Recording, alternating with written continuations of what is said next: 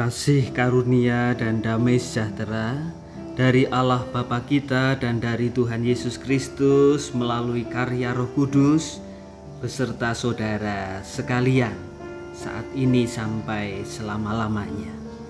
Bapak, Ibu dan saudara yang terkasih, kembali lagi kita memasuki renungan harian Gereja-Gereja Kristen Jawa Klasis Semarang Timur. Pada saat ini bersama-sama kita merenungkan sabda Tuhan yang terambil dari Rut 4 ayat 13. Demikian sabdanya.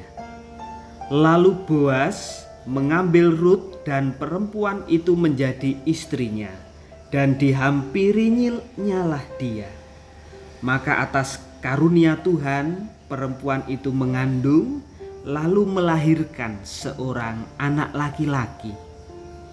Bapak, Ibu dan saudara yang terkasih, tidak ada seorang pun yang tahu kapan untung, kapan buntung, kapan sehat, kapan sakit, kapan lahir, kapan mati, kapan jodoh, kapan jomblo.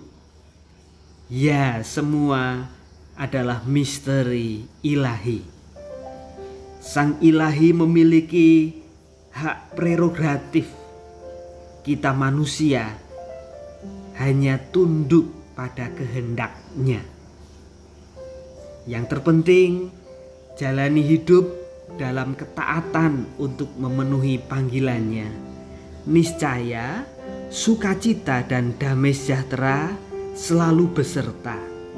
Meski kerikil menghampar di jalan dan duri menusuk di kaki, namun kita masih bisa berdiri. Bapak, Ibu dan saudara, siapa sangka Rut akan menjadi istri Boas? Beberapa tragedi mengawali kehidupannya bersama Naomi, mertuanya. Bermula ketika Israel mengalami kelaparan, Elimelek bersama Naomi dan kedua anaknya Mahlon dan Kilyon lari mencari penghidupan di tanah Moab. Sesampainya di Moab, kedua anak Elimelek dan Naomi bertemu dan mengambil perempuan-perempuan Moab sebagai istrinya. Rut dan Orpa menjadi menantu Naomi. Malang tak diundang, suami dan anak-anak Naomi meninggal di tanah Moab. Tinggallah Rut dan Naomi sendiri menjalani hidup. Dan ketika meninggalkan Moab, kembali ke tanah Yehuda, Orpa sang menantu tak turut serta, sehingga hanya Rut yang dengan taat dan setia mengikuti Naomi. Iya, buah dari kesetiaannya kepada mertuanya, Rut akhirnya berjumpa dengan Boas, sang Iskibor Khayil, seorang yang kaya raya, dan pada akhirnya mengambil Rut menjadi istrinya.